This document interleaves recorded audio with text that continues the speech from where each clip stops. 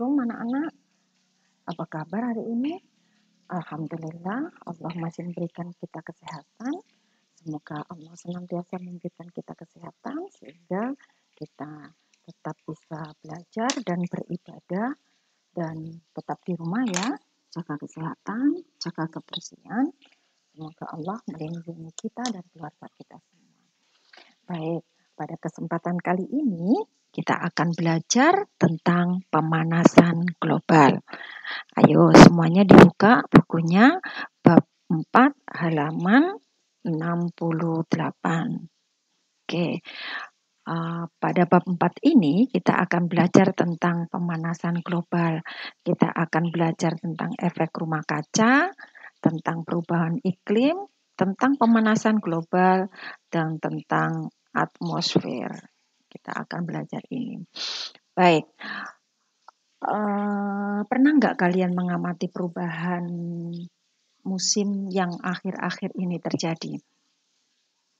Kan biasanya pada beberapa tahun yang lalu, pada bulan Mei sampai September, kalau di Indonesia itu kan musim kemarau.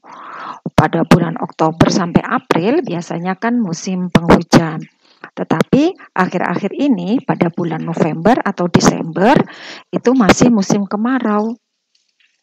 Nah, mengapa hal itu terjadi? Kita lihat yang terjadi di Indonesia ini juga ya. Oke. Nah, dampaknya kalau hal ini terjadi, maka kita sering kemarin kita menyaksikan bahwa pada bulan Oktober ya, pada bulan Oktober, November, Desember ini Sungai Bengawan Solo ini kering.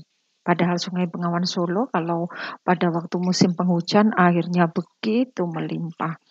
Kita tahu juga bahwa pernah mendengar nggak berita badai salju di Mekah?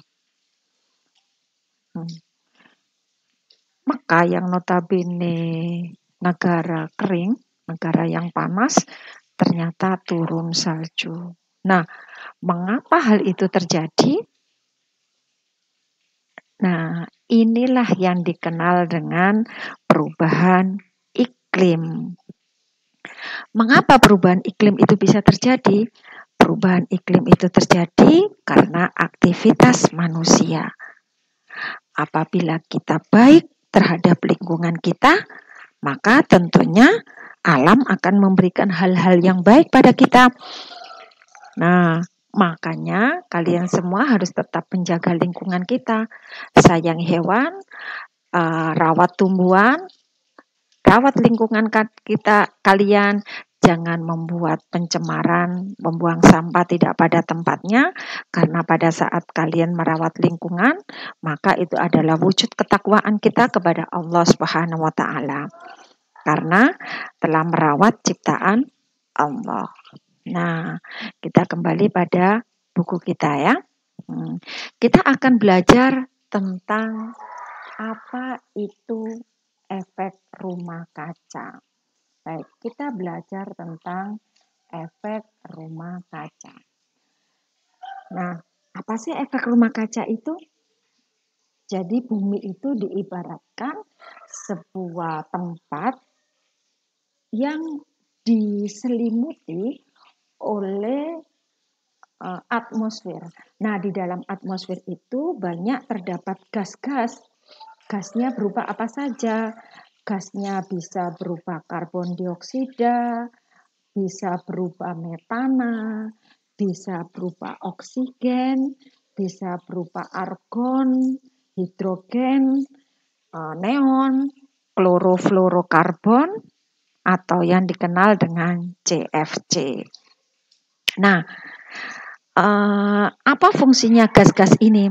Nah, gas-gas inilah yang membuat bumi kita ini menjadi hangat dan menyebabkan adanya kehidupan yang tidak sama seperti pada planet Mars.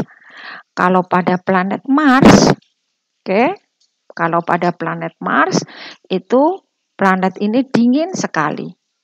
Mengapa sangat dingin?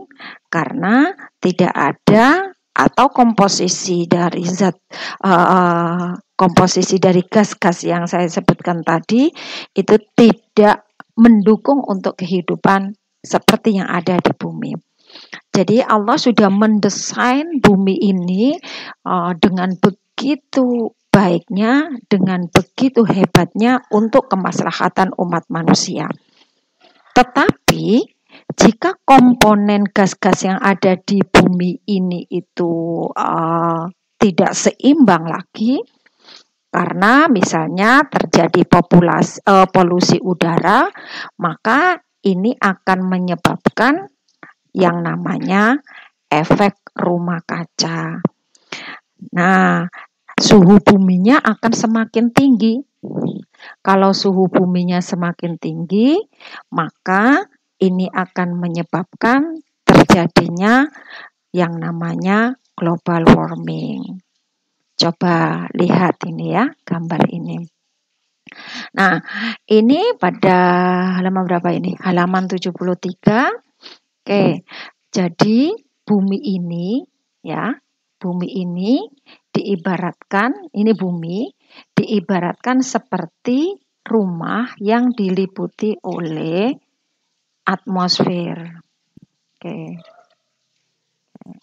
Atmosfer ini berisi gas-gas yang seperti saya sebutkan tadi, nitrogen, oksigen, argon, hidrogen, CFC, neon, metana, karbon dioksida. Ini berada di sini. Jika komposisinya cukup atau komposisinya seperti yang normal yang dibutuhkan oleh bumi, maka matahari yang masuk ini matahari yang masuk ke bumi, maka bumi yang akan mengeluarkan panas ini bisa dikeluarkan oleh bumi, dipantulkan keluar sehingga buminya tetap hangat.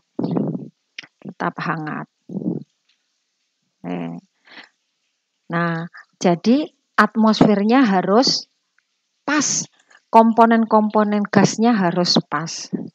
Tetapi,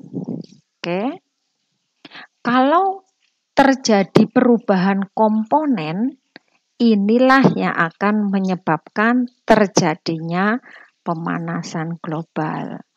Baik, pemanasan global akan dilanjutkan Bu Alia pada video selanjutnya ya.